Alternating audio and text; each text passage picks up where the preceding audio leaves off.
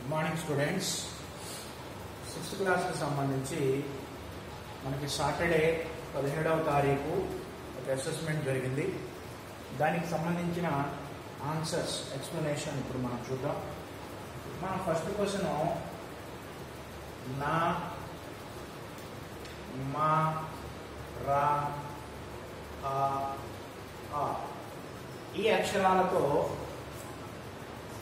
దీర్ఘం మాత్రాన్ని యూజ్ చేసి శబ్ద బనాయి అన్నాం. శబ్ద బనావో. ఓకే,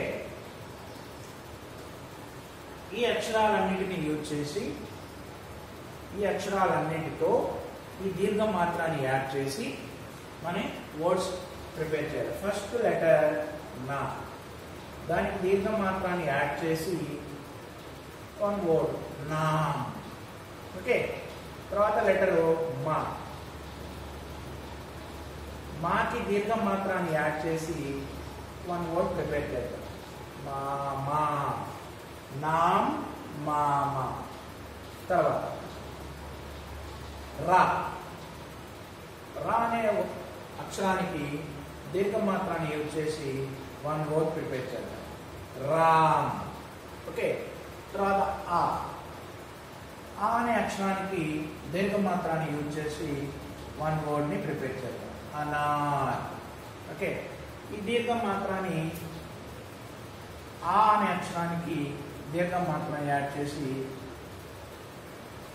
ఆమ్ అనే వర్డ్ రాయొచ్చు, లేదా ఆరామ్ అనే వర్డ్ కూడా రాయొచ్చు. ఈ విధంగా ఈ అక్షరాలన్నింటినీ దీర్ఘ మాత్ర అనేది యాడ్ చేసి ఒక్కొక్క పదాన్ని మనం ప్రిపేర్ చేసాం.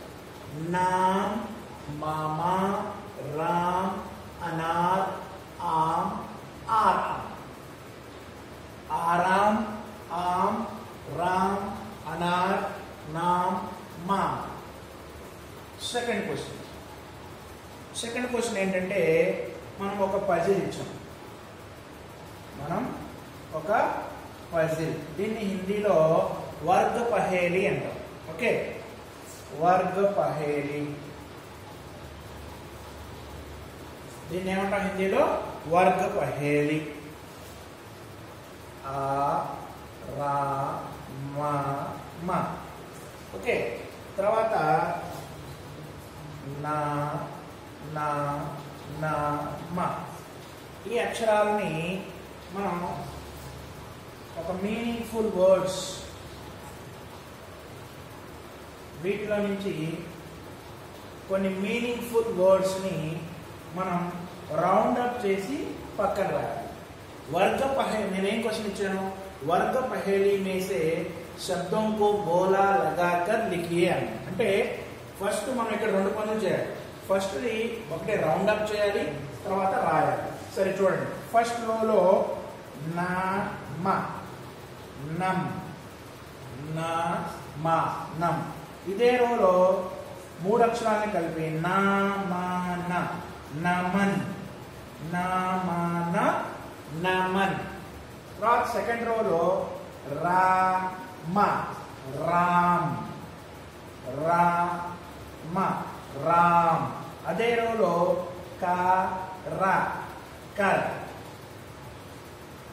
కా, రా, కర్. థర్డ్ రోలో ఆరామ్, ఆరామ్, ఆరామ్. ఓకే, తర్వాత నెక్స్ట్ లాస్ట్ రోలో నానా, నానా,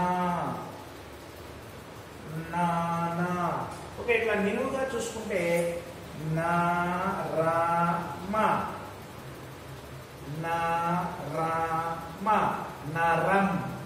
నిలువు రోలోనే ఫస్ట్ 2 లెటర్స్ చూసుకుంటే నర్. ఓకే, ఈ విధంగా మనము సెకండ్ రో వర్గ పహేలికి సంబంధించిన మనం ఈ క్వశ్చన్ని ఈ విధంగా మనం రాయాలి. ఈ విధంగా రాస్తే మీకు 4 out of 4 మార్క్స్ అనేవి ఇవ్వటం జరుగుతుంది. ఎన్ని వర్డ్స్ వచ్చినాయి? నమ్, నమన్, రామ్, కర్, ఆరామ్, నానా, నరం, నర్. ఓకే, తర్వాత థర్డ్ క్వశ్చన్ చూద్దాం. థర్డ్ క్వశ్చన్ మనం ఏమి ఇచ్చాము, ఖాళీ స్థాన్ భరియే అన్నాం. ఖాళీ స్థాన్ భరియే అంటే fill in the blanks. English లో మనం ఫిల్ ఇన్ ద బ్లాంక్స్ అంటాం కదా, తెలుగులో ఈ క్రింది ఖాళీలను పూరింపుమని హిందీ తెలుగులో అంటాం కదా, అట్లాగే హిందీలో కూడా ఖాళీ స్థాన్ భరియే. ఫస్ట్ ది ఆ డాష్ రా, సెకండ్ ది ఆ లేదంటే నా డాష్, థర్డ్ ది ఆ డాష్ మా, fourth the May dash. Okay, ఈ విధంగా మనం బ్లాంక్స్ అనేవి ఇవ్వడం జరిగింది. ఓకే, సరే నెంబరింగ్ లేకపోయినా పర్లేదు, ఈ బ్లాంక్స్ ని మనం ఈ విధంగా ఇచ్చాము. 4 బ్లాంక్స్ ఇచ్చాము, వీటికి 2 మార్క్స్ ఉంటాయి. 4 బ్లాంక్స్ 2 మార్క్స్. సరే ఫస్ట్ ది ఆ రా ఇచ్చాడు కాబట్టి అనార్, కలిపితే అనార్. ఓకే, తర్వాత నా డాష్ ఇచ్చాడు కాబట్టి డాష్ లో మా. ఓకే, నా. ఓకే, మీనింగ్ఫుల్ వర్డ్ ఏదైనా రాయొచ్చు. నేను బోర్డు మీద రాస్తున్నదే రాయాలని లేదు, మీనింగ్ఫుల్ వర్డ్ అనేది ఏదైనా రాయొచ్చు. ఆ రా మా, ఆరాం, ఆరాం.